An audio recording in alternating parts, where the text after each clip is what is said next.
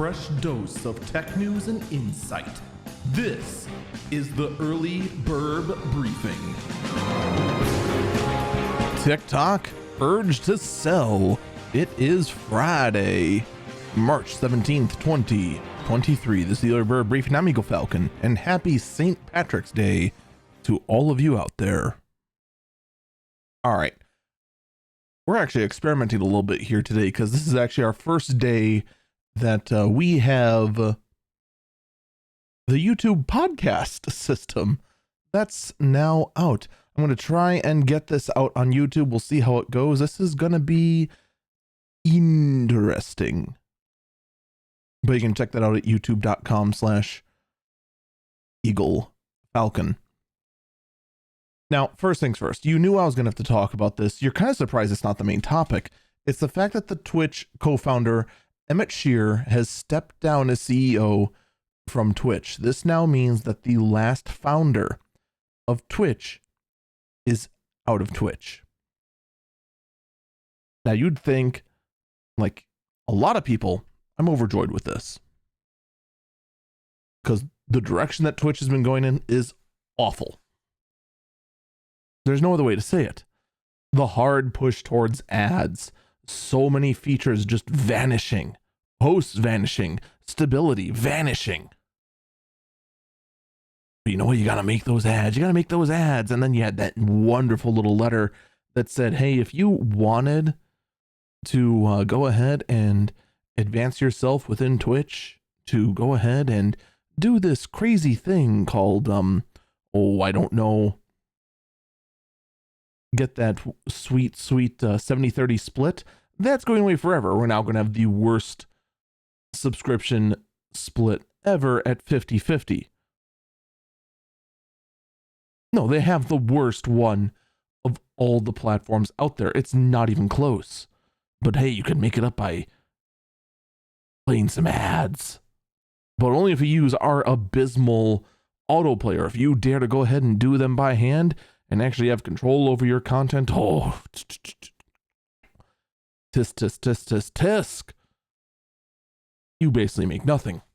In fact, actually, why don't we go in? Let's actually take a look. Running ads on the semi-regular manually like I do to get rid of that terrible pre-roll advertisement that nobody likes. What has this put my ad revenue at for my last little payout? Let's take a look here. The last amount I got was $1.30. That's it. Cool. Very worth. Extremely, very worth.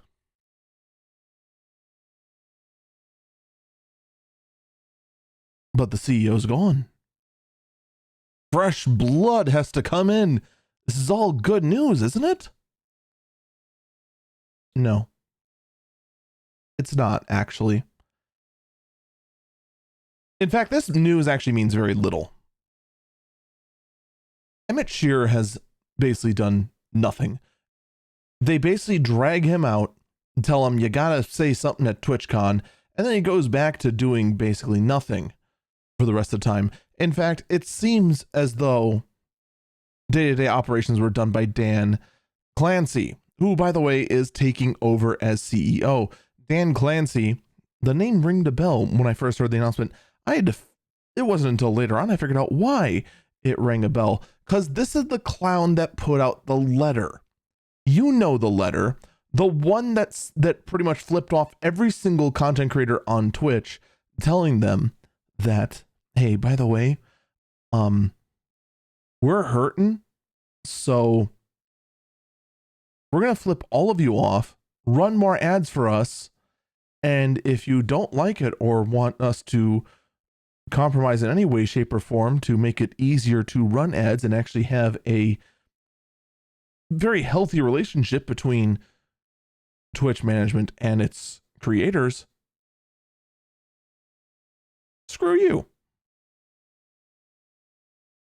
He's the one who wrote that letter, and that's now our CEO. Do you know what it means? It means nothing's going to change.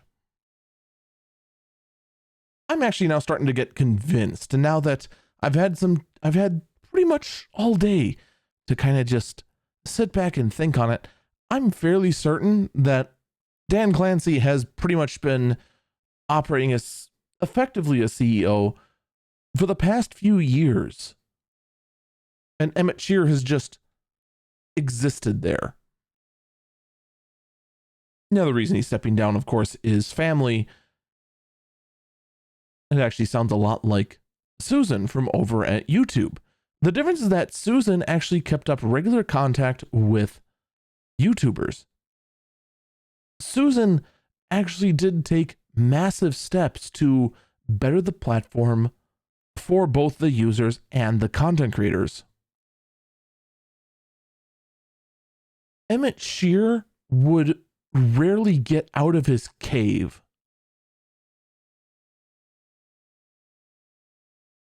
So, it's sad, but that's the reality of it. All right, next up, I want to actually talk briefly about a story I covered yesterday, and that's the purchasing of Mint by T-Mobile. A couple of you have actually gone in and helped correct a few things. One, apparently Mint Mobile already was using T-Mobile. So that's not too surprising there.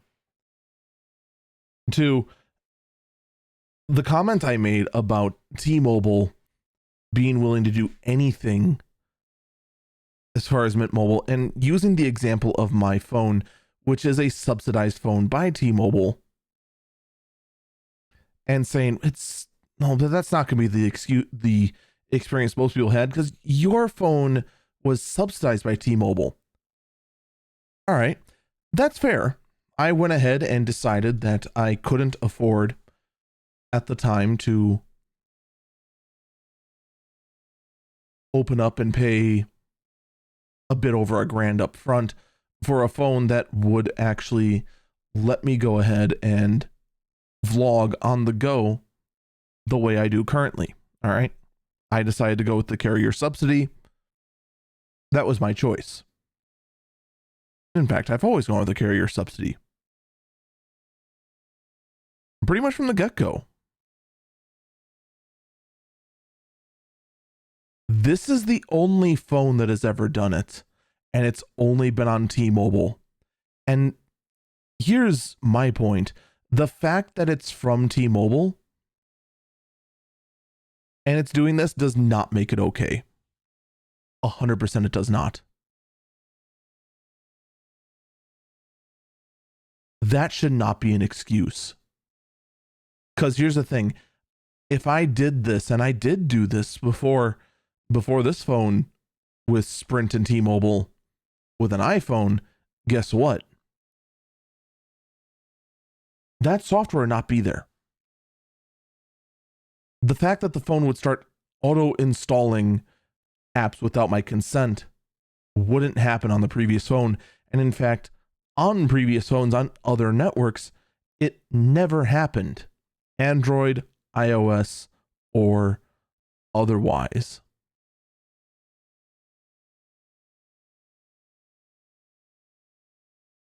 Just because it's a carrier subsidized phone does not mean that you're SOL and you have to just deal with this nonsense. And it should not, under any circumstances, be acceptable. And the final point I want to make on it, if they're willing to do that for a phone that, I'd actually hate the word subsidized, because in fact,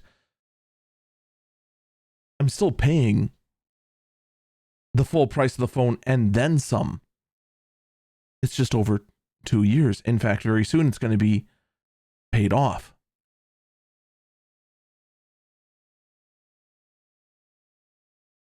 That will then make it my device. It still has the system software from T-Mobile on it that is doing this. If you think for a second that a company that went ahead and stepped over the line of what is and isn't allowed to be done on your phone, and they wouldn't do it for some other kind of device, they wouldn't do it for, just an over the air network. You want to go ahead and have your phone on the network? We're going to do this to you. If you think that's a line that won't be crossed, I have unfortunate news for you. Give it time.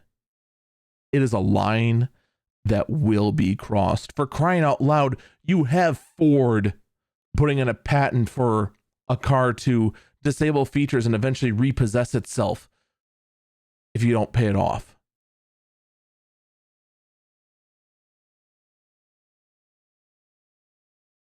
You can try and rationalize why this sort of stuff happens. It doesn't make it okay. Period.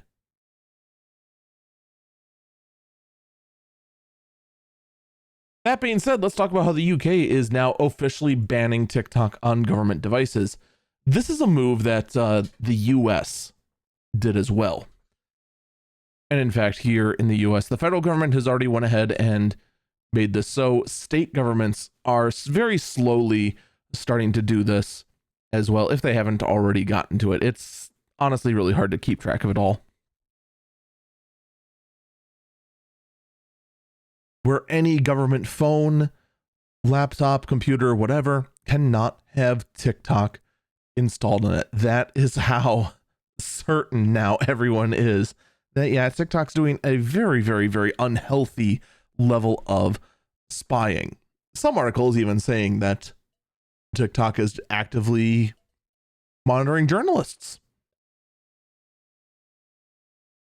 specifically targeting them and manipulating the data their phone is getting, according to reports. Well then, again, it is very concerning, to say the least. Now, there is an ultimatum that has been put out here by the US. The US government said that ByteDance must sell TikTok, or TikTok could be banned in the US.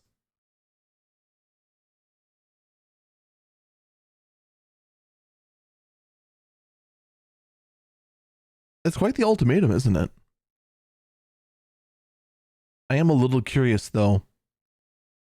Do you think they'd actually go through with it? If it was the previous administration, I would say yes. This administration?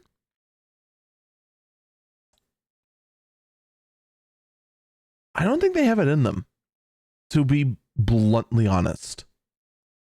The current administration, first off, faces a extremely difficult re-election next year. They are looking at a horrible economic situation.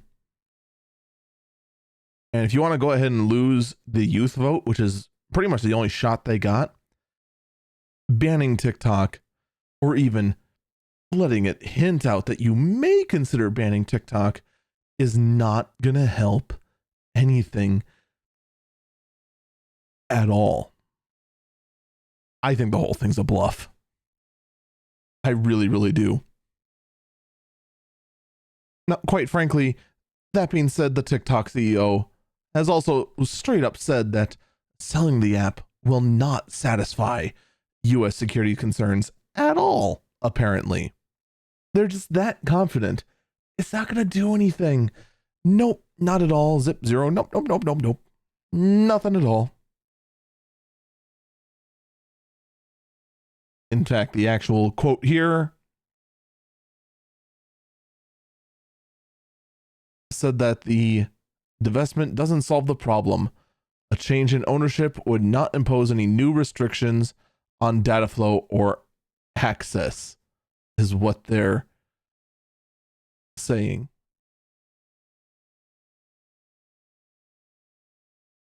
I don't know how they can like say that with a straight face, because on paper it absolutely 100% would.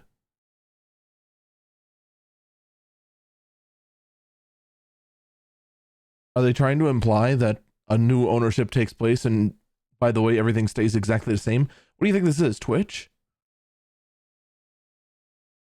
When you're bought, the person who buys you put their guys in.